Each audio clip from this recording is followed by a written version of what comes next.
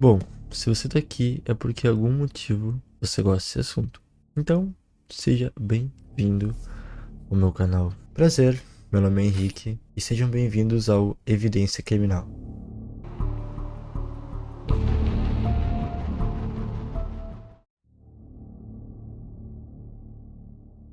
Nascido em 29 de fevereiro de 1960, Ricardo Leiva Munhoz Ramírez, mais conhecido como Nightcrawler, ou melhor, Perseguidor da Noite. Bom, ele se chama Ricardo, só que ele é conhecido como Richard Ramírez.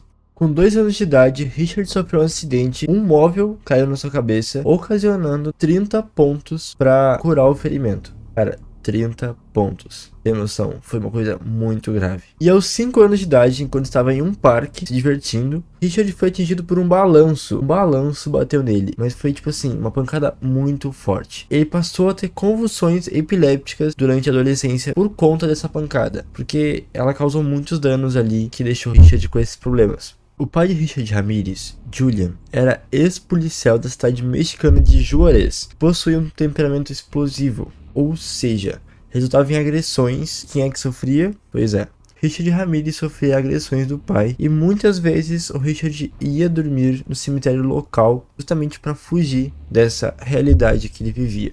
Em sua adolescência, Ramírez convivia com seu primo, Miguel Ramírez. Ele era veterano da Guerra do Vietnã e o Richard Ramírez, com 10 anos, o Miguel dava maconha para ele usar, com 10 anos de idade. Além disso, ele exibia coleção de fotos que retratavam os horrores da guerra. Por exemplo, algumas das fotos eram mulheres vietnamitas que ele havia estuprado e mutilado em solo asiático. O primo dele era cruel e provavelmente fez muita influência na mentalidade dele, da maneira que ele agiu, porque ele teve uma forte influência violenta, tanto do pai quanto do primo na vida dele.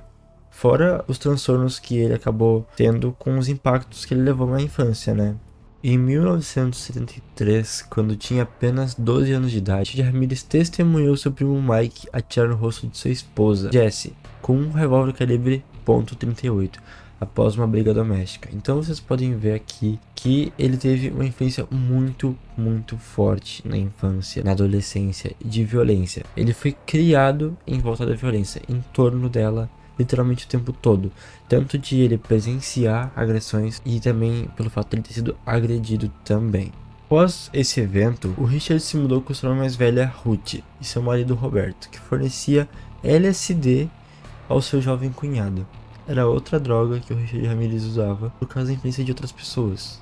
Nessa época, Richard pouco ia à escola, conseguiu um emprego no Hotel Holiday, onde complementava sua renda, cometendo pequenos furtos, mas logo foi detido ao tentar estuprar uma hóspede. Então, vocês podem ver que ele já estava começando a dar sinais ali da natureza dele, entendeu? Pela base que ele foi criado, já começou a se estruturar ali, reproduzindo algumas das coisas que ele via quando era mais novo. A acusação não foi levada adiante, pelo fato da vítima não ter retornado à cidade de El Paso para testemunhar contra Ramírez. Após esse episódio, ainda foi preso por 2 vezes, sob a alegação de posse de substância ilícita, mesma época em que ele abandonou a escola. Após frequentar cultos religiosos, Richard ironicamente despertou o interesse pelo satanismo, e aos 18 anos de idade, ele se mudou para a cidade de Los Angeles. Foi aí que as coisas começaram, e aí que ele começou o seu legado de terror.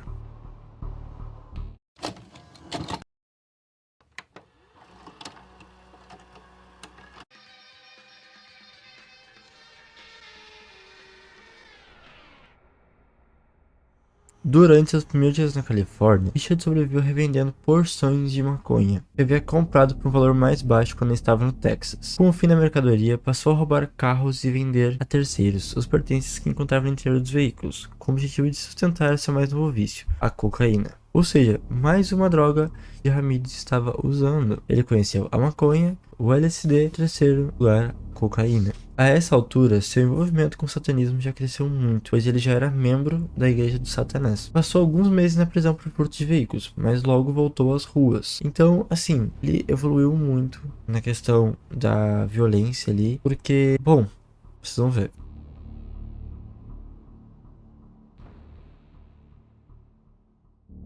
Em 28 de junho de 1984, Richard entrou na casa de Jane Wilcon, uma senhora de 79 anos, a estuprando e esfaqueando até a morte.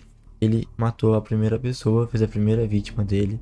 Além de levar consigo diversos pertences que se encontravam na residência, a polícia colheu marcas de impressões digitais deixadas na janela do imóvel. Mas nenhuma outra pista da identidade do infrator foi encontrada. Ele fez sua primeira vítima e não deixou nada de pistas, tipo, gigantes. Foi só pequenas coisas ali e ele saiu ileso da situação. Nesse tempo, Richard Ramirez adquiriu um revólver calibre .22 que utilizaria nos vários homicídios que aterrorizaram a Califórnia no ano seguinte. Em 17 de março de 1985, na cidade de Rosemead, localizado no condado de Los Angeles, Richard Ramirez abordou Maria Hernandez, uma jovem de 22 anos, na porta de sua residência. Com seu revólver calibre .22, atirou em direção à cabeça de Hernandez. Por sorte, acertou em sua mão, que impediu danos maiores à sua integridade física naquele momento. A jovem caiu no chão se fingindo de morta, enquanto Richard entrou em sua residência e matou Dale Okazaki, de 34 anos, só colega de quarto, com um tiro na testa.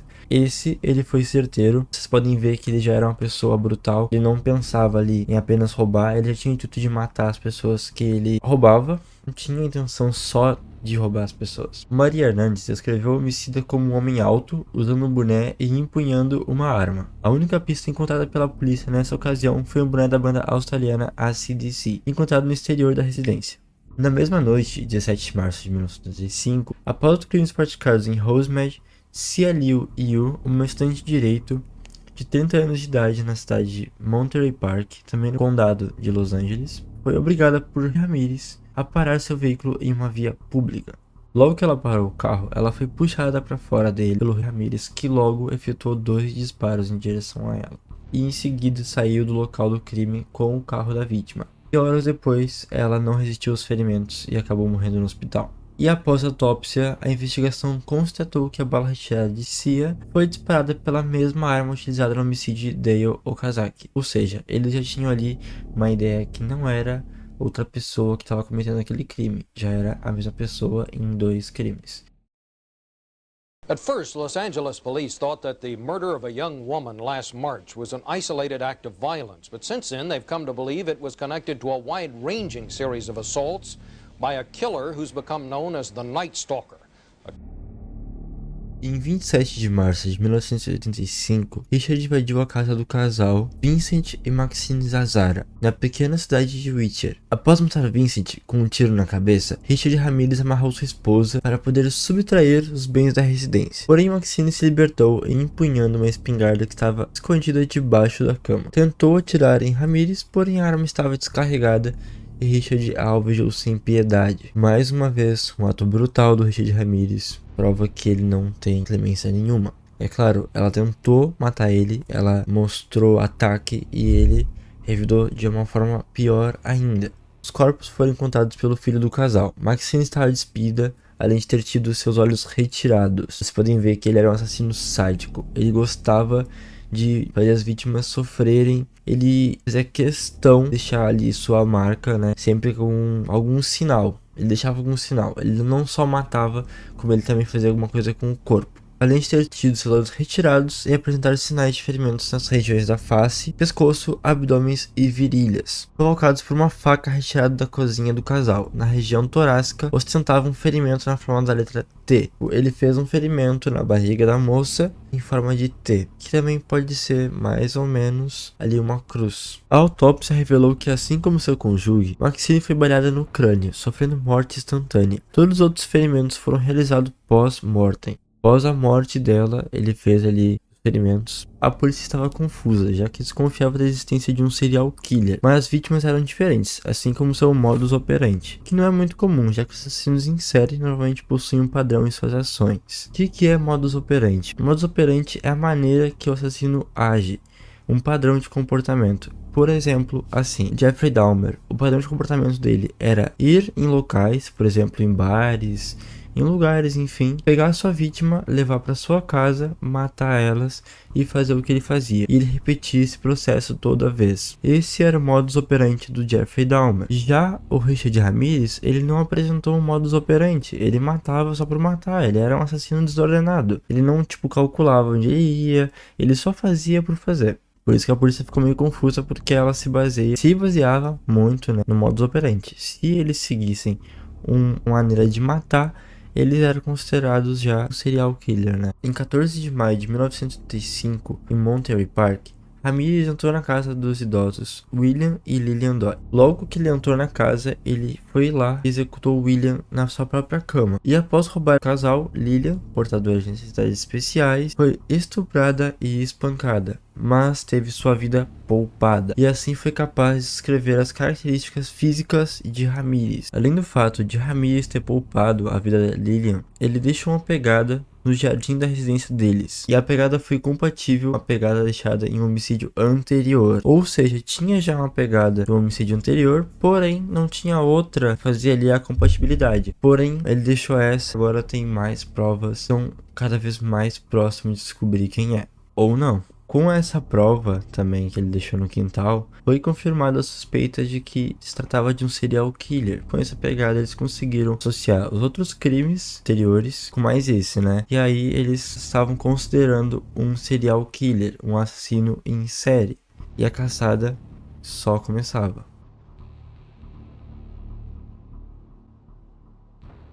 Em 29 de maio de 1985, Ramirez invadiu uma casa e matou 2 pessoas. As vítimas foram Mabel Bell, de 83 anos, e sua irmã Florence Lang, de 81 anos.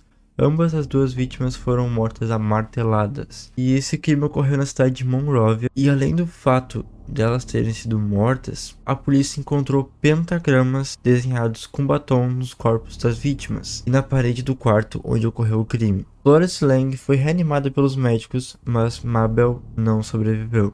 E o pânico já havia se instalado na cidade de Los Angeles e nas cidades próximas. E, claro, foram literalmente muitos casos em muito pouco tempo, e a polícia já estava dando a entender que tinha um serial killer à solta, porque a polícia fez toque de recolher, as pessoas já estavam praticamente isolando em casa com armas, mas no máximo de segurança possível, né? Eles estavam com muito medo que em algum momento Richard Ramirez aparecesse. Eles não sabiam com quem estavam lidando. Então, eles estavam se preparando para qualquer coisa. Literalmente, qualquer situação, eles estavam lá se preparando. Mesmo assim, Richard Ramirez era rápido e muito inteligente. Na noite de 30 de maio, Carol Kyle, de 41 anos, acordou com a luz de uma lanterna em seu rosto. Era Ramirez, que a amarrou e a estuprou enquanto seu filho estava também amarrado e preso no armário. Ele era um assassino frio, ele não estava aí porque ele acreditava e o que ele seguia, o satanismo, ele era tipo assim, mandado pelo diabo pra fazer aquilo. Ele mesmo confessou isso, disse que o diabo mandava ele fazer algumas coisas. Só que isso é a consequência das drogas que ele usava. Ele era viciado em drogas e ele também tinha muitas alucinações com isso. Então, provavelmente ele teve ali muitas alucinações durante os crimes e ele acreditava fielmente que tinha uma voz, diabo, dizendo pra ele fazer o que ele fazia. O perseguidor da noite foi embora, poupando a vida de Carol, seu filho, que conseguiu se libertar e ligar para a polícia, descrevendo o agressor como um homem alto, de cabelos negros e de origem hispânica. Bom, eles descreveram o Richard Ramirez como uma pessoa alta, cabelo preto, também que ele era latino, né? A polícia tem muito mais noção sabendo como ele é, né? Tipo assim, sabendo qual a origem dele. Tem um padrão ali de aparência e era muito mais fácil pra polícia localizar, dizendo assim, né?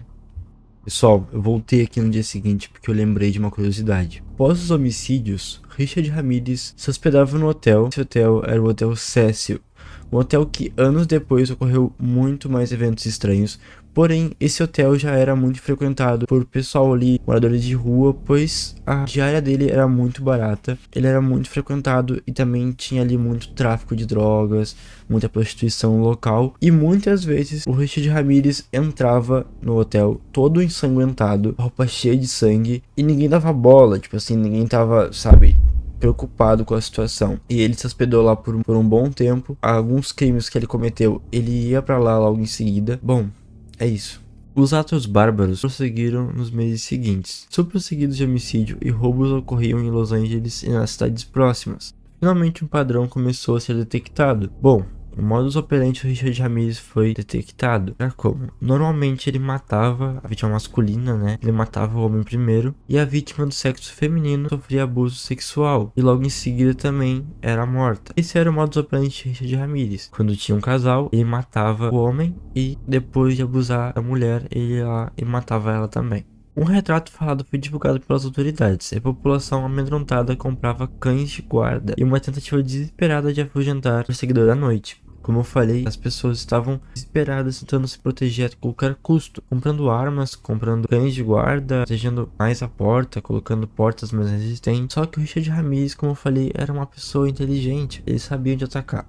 Uma curiosidade interessante é que o número de armas de fogo compradas na Grande Los Angeles em agosto de 1985 foi superior aos números registrados em qualquer outro período da história da cidade. Ninguém queria ser a próxima vítima. As pessoas estavam desesperadas, tinha um assassino à solta, e naquela época a polícia não era tão eficiente. A população fez o que tinha que ser feito. Mesmo assim, não foi suficiente para parar com a onda de assassinatos que Richard Ramirez fez. Em 8 de agosto, Richard matou Elbas Aboaf com um tiro no crânio e logo em seguida estuprou sua esposa, Sakina Aboaf, na residência do casal. Após esse ataque, Ramirez decidiu sair de Los Angeles e levar sua onda de crimes para São Francisco, onde não demorou a fazer novas vítimas, Peter Pan e sua esposa Barbara Pan. Peter morreu com um tiro na cabeça e Barbara, após ser estuprada, também foi atingida com um tiro em seu crânio. Apesar de sobreviver, Barbara permaneceu com graves sequelas. Repetindo o que fez em outras cenas de crime, Ramirez desenhou um pentagrama na parede do quarto, utilizando um batom. A assinatura satânica chamou a atenção das autoridades de São Francisco e, em uma coletiva de imprensa, divulgaram todas as informações possíveis do suspeito. Isso fez com que Ramirez retornasse a Los Angeles, mas não sem antes se desfazer de seu par de tênis que havia deixado pegadas nas cenas de crime e seu revólver calibre 22. Ambos foram arremessados da Golden State, na baía de São Francisco, aquela ponte super famosa. Novamente, Los Angeles se dirigiu a Mission Viejo na noite de 24 de agosto, onde matou Bill Carnes e estuprou sua namorada por várias vezes. Ao terminar o ato, obrigou a vítima a jurar seu amor por Satanás. E assim ela o fez, com medo de se tornar mais uma vítima fatal. O perseguidor da noite já possuía 34 ataques, onde praticou, dentre outros crimes, o número de 14 homicídios, e em muito pouco tempo. A polícia já estava desesperada com a situação. Um vizinho de Bill Carnes contou à polícia que avistou um veículo rondando a vizinhança à noite do crime, informando a placa às autoridades. A polícia de Los Angeles verificou que o veículo, um Toyota 1936, cor laranja, havia sido furtado. Após 2 dias, o carro foi localizado, e após inúmeras perícias no veículo, foi encontrada uma impressão digital no espelho retrovisor.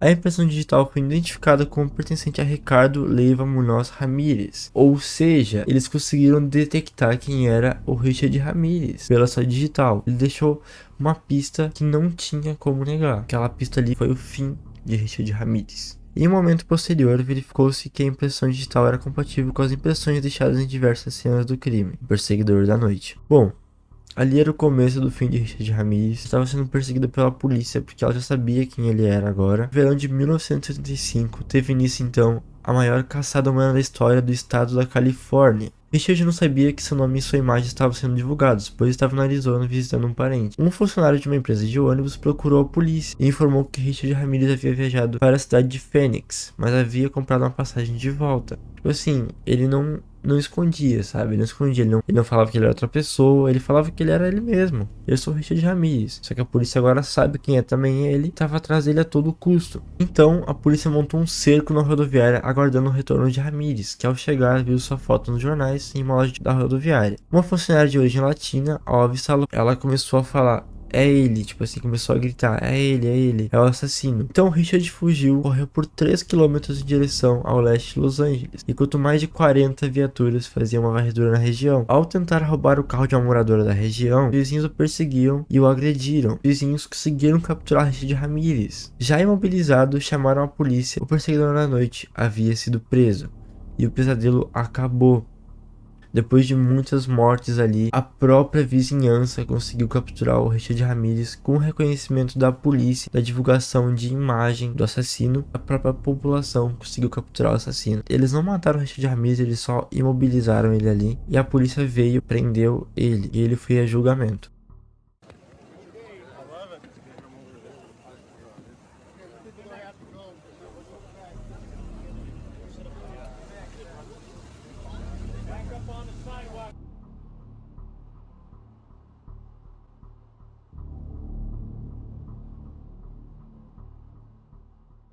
Bom, estamos chegando ao fim de Richard Ramirez. Após sua prisão, Ramirez invocou seu direito de silêncio. Durante seu julgamento, não demonstrou em nenhum momento arrependimento pelos seus atos. Ele não tava nem aí, sabe? Pra ele, tudo que ele fez foi certo, porque na cabeça dele tinha uma voz dizendo pra ele fazer. Quando ocorria a exibição de fotos das vítimas, ele dava risada. Ele dava risada do que ele fazia. Tipo assim, ele era uma pessoa totalmente insana. Entre aspas, insana. Ofendia os presentes, ele tava xingando o pessoal do tribunal, ele ficava xingando, ficava rindo das fotos das vítimas. Ele também dava risada das famílias e gritava, Viva Satã!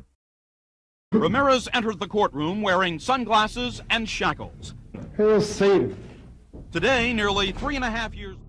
Além de ostentar um pentagrama desenhado em sua mão, ele desenhou um pentagrama na mão e ficava mostrando, né, durante o tribunal, durante o julgamento ali. Ramirez rejeitou uma série de defensores públicos e aceitou ser defendido por 2 advogados inexperientes, que alegando uma suposta estratégia não é nenhuma testemunha de defesa. Enquanto isso, um grupo de mulheres passou a comparecer aos julgamentos vestindo roupas pretas, pois eram fãs do Perseguidor da Noite. Bom, por mais insano que isso pareça, tinha pessoas que romantizavam o Perseguidor da Noite, assim como hoje em dia muitas pessoas romantizam assassinos em série. As pessoas perderam a noção. Sinceramente, eu não sei explicar isso, eu não sei como que as pessoas conseguem romantizar uma pessoa que, se você ficar sozinha numa sala, ela vai ser brutal com você também, sabe? Ele não vai ser diferente só porque você é fã dele. Mas enfim, na prisão, Richard recebia inúmeras cartas das fãs que ele tinha. Cara, as pessoas mandavam cartas pra ele e iam lá visitar ele, as fãs dele. E isso é uma coisa que eu não vou conseguir entender nunca. Ele chegou até a iniciar um relacionamento com Doreen Lioy, uma de suas admiradoras, com quem casou em 1996 na prisão estadual de San Quentin. Cara, ele se casou com uma mulher, tipo assim,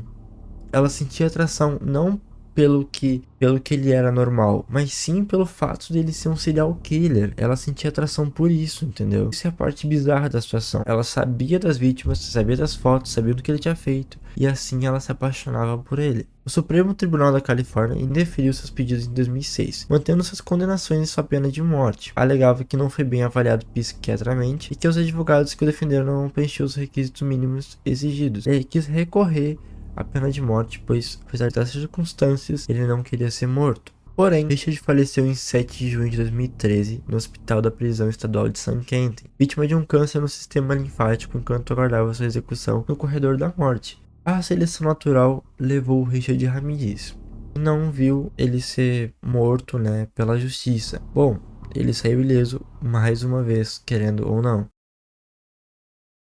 E também na Netflix tem um caso completo sobre o caso do Richard Ramirez. Basicamente, na Netflix tem fotos das cenas do crime, tem vídeos da família contando como é que foi a situação, a visão da polícia sobre o caso. E eles mesmos contam que eles não estavam conseguindo detectar ali um padrão de comportamento. Eles estavam confusos. O detetive principal do caso estava muito confuso sobre isso, já que em 10 dias foram 5 casos, foram 5 pessoas que ele matou em 10 dias e eles estavam super agoniados com a situação, porque tava muita gente morrendo em muito pouco tempo e eles não conseguiam achar nada. No caso, Netflix tá lá completinho, muito bom, eu recomendo aquele documentário pra vocês.